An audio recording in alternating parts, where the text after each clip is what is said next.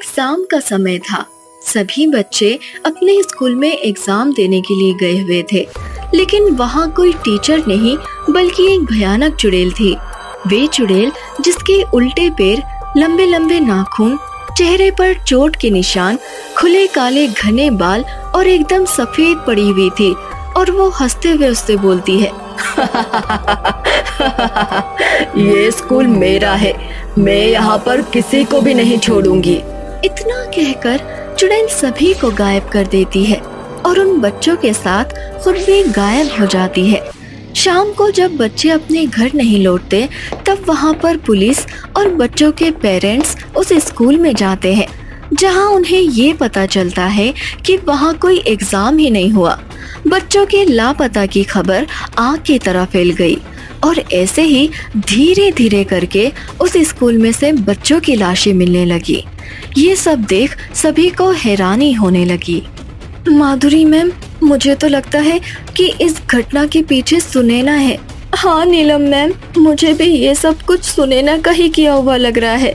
इतना कहकर सभी टीचर स्कूल के प्रिंसिपल के पास जाते हैं और बोलते हैं, प्रिंसिपल मैम, स्कूल में अक्सर मौतें हो रही है। आखिर कब तक अपने स्कूल में ये मौत का सिलसिला जारी रहेगा? पर नीलम मैम, हम कुछ भी नहीं कर सकते, हमारा स्कूल बंद हो जाएगा। एक तरफ वो लोग बात ही कर रहे थे कि दूसरी तरफ बाथरूम में एक रिया नाम की लड़की वॉशरूम करने जाती है। तभी वे चुड़ैल उसके शरीर में प्रवेश कर जाती है और रिया जब वॉशरूम करके अपनी क्लास में आती है, तब उसकी मैडम उससे पूछती है, अरे रिया, तुम तो वॉशरूम के लिए गई थी, तुमने तो बहुत ही टाइम लगाया, अब तुम्हें इसकी सजा मिलेगी। रिया ने अपनी गर्दन झुका रखी थी और जैसे ही वे अपनी गर्दन उठाती है, उसकी मैडम उसका चेहरा देखकर दंग हो जाती है, क्योंकि उसके चेहरे पर चोट के निशान थे और आंखें खून जैसी लाल थी। रिया अचानक ही हवा में उड़ जाती है और हंसने लगती है। मैं किसी को नहीं छोड़ूंगी, चाहे कुछ भी हो जाए, मैं अपनी मौत का बदला लेकर रहूंगी। इतना कहकर वे चुड़ैल जिसने रिया के शरीर को अपने कब्जे में कर रखा था, टीचर को एक भयानक मौत दे देती है। ये बात पूरे स्कूल में फैल जाती है। लोग अपनी जान बचाने के लिए इधर से उधर भागने लगते हैं, लेकिन स्कूल के बाहर कोई भी नहीं जा पाता, क्योंकि चुड़ैल ने अपनी काली शक्तियों से उस पूरे स्कूल को अपने कब्जे में कर लिया। स्कूल का समय खत्म हो चुका था और स्कूल के बच्चे अपने अपने घर नहीं गए थे। ये सब देख रिया की माँ उस स्कूल में जाने की कोशिश करती है, लेकिन वे जा नहीं पाती क्योंकि दरवाजा बंद था। इसलिए वो स्कूल के पीछे जाती है और खिड़की से देखती है कि वहाँ पर एक चुड़ैल ने बहुत ही आतंक फैला रखा है। ये सब देखकर वे बहुत डर जाती है और भागते हुए भैरव बाबा के पास चली जाती है।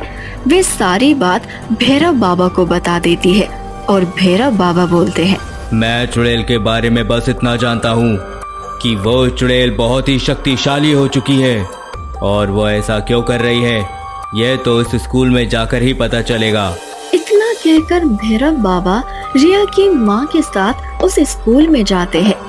जैसे ही वे स्कूल के दरवाजे पर पहुँचते हैं और पैर आगे रखते हैं कि तभी उन्हें एक झटका लगता है और वे पीछे जाकर गिर जाते हैं। ये देख भैरव बोलते हैं, चुड़ैल ने अपने जादू से इस पूरे स्कूल के ऊपर कब्जा कर रखा है, इस कब्जे को हमें तोड़ना होगा। भैरव बाबा अपने हाथों में भभूत लेकर मंत्र पढ़ते हैं, ओम भम भट्ट स्वाहा। इतना कहकर उस चुड़ैल का कब्जा स्कूल से हट जाता है, जिसके बाद भैरव बाबा और रिया की माँ स्कूल के अंदर जाती है। एक तरफ वे अंदर जाते हैं कि दूसरी तरफ चुड़ैल को ये पता चल जाता है कि भैरव स्कूल में आया है। वे भागते हुए भैरव बाबा को रोकने के लिए आती है कि तभी भैरव बाबा उसके ऊपर भभूत फेंक देता है। वे भभूत जाने की वजह से चुड़ैल दर्द में चिल्लाने लगती है, तांत्रिक, तू यहाँ पर क्यों आया है? तू मेरे रास्ते में मत आ। तू यहाँ पर क्यों आई है? आखिर तू क्या चाहती है? क्यों परेशान कर रही है इन मासूम बच्चों को? ये कोई मासूम बच्चे या कोई मासूम टीचर नहीं है, इन लोगों ने मेरा कत्ल किया था भैरव। कैसी मौत का बदला? स्कूल में सभी टीचर हाई स्टैंडर्ड के थे सिवाय मेरे। स्कूल में यदि कोई बच्चा गरीब घर से आता तो ये स्कूल टीचर उनका शोषण करते हैं।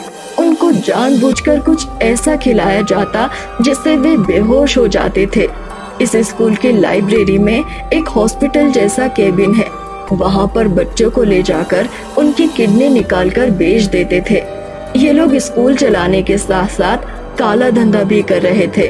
जब मुझे ये बात पता चली तो मैंने इसका विरोध किया और ये बात स्कूल से बाहर ना पहुँचे और इनके स्कूल का नाम खराब ना हो, इसलिए इन लोगों ने मुझे भयानक मौत मार दी।